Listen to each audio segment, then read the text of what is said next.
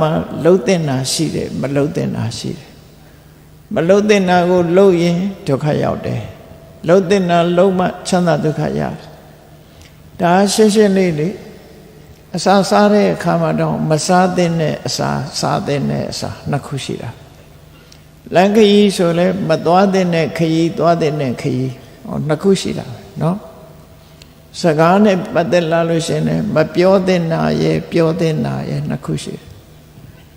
အဲ့ဒီနှစ်ခုကွဲကွဲပြားပြားသိပြီးတော့မလှုပ်တဲ့နာကိုရှောင်ဖို့လှုပ်တဲ့နာကိုလှုပ်ဆောင်ဖို့ဒါကိုအမှန်တမ်းမှကျေပြတ်တဲ့အရာကိုသိဖို့အတွက်ဘုရားကိုကိုးပဲ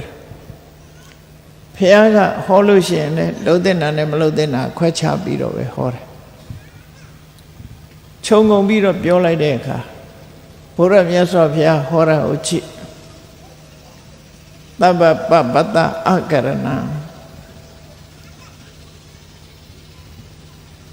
မကောင်းတဲ့အလုပ်မှန်သမျှမလုပ်ရဘူးဒါမလုပ်ကြနဲ့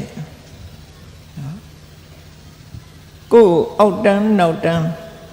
ကြသွားစေတတ်တဲ့ဆင်းရဲစေတတ်တဲ့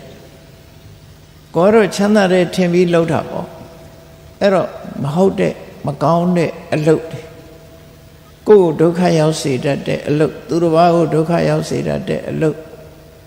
မကောင်းတဲ့အလုပ်မှန်သမျှကိုမလုပ်ပါနဲ့ကုသလသုဘတမ္ပရာအပြစ်ကင်းပြီးကောင်းကျိုးချမ်းသာကိုရစေနိုင်တဲ့အလုပ်မျိုးကိုလုပ်ပါလှုပ်တဲ့နာနဲ့မလှုပ်တဲ့နာ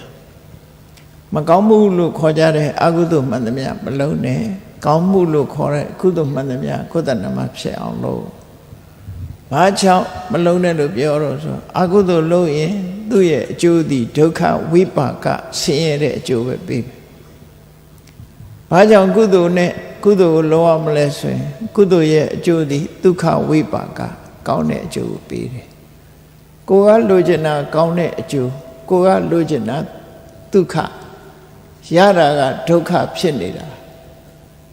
မှားယွင်းတဲ့လိုရကြောင့်ပဲဖြစ်တာဖြစ်တယ်။ဒါကြောင့်မို့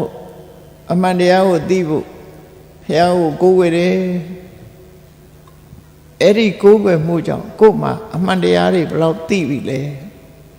ဘာလို့ရမှာကို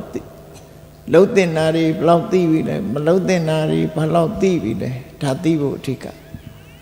သိပြီးတဲ့အခါမှာမလှုပ်တဲ့နာတွေကိုရှောင်မှုလှုပ်တဲ့နာတွေကိုလှုပ်ဆောင်မှုဆိုတာဒါကိုဆက်လုပ်ရမယ်တောင်း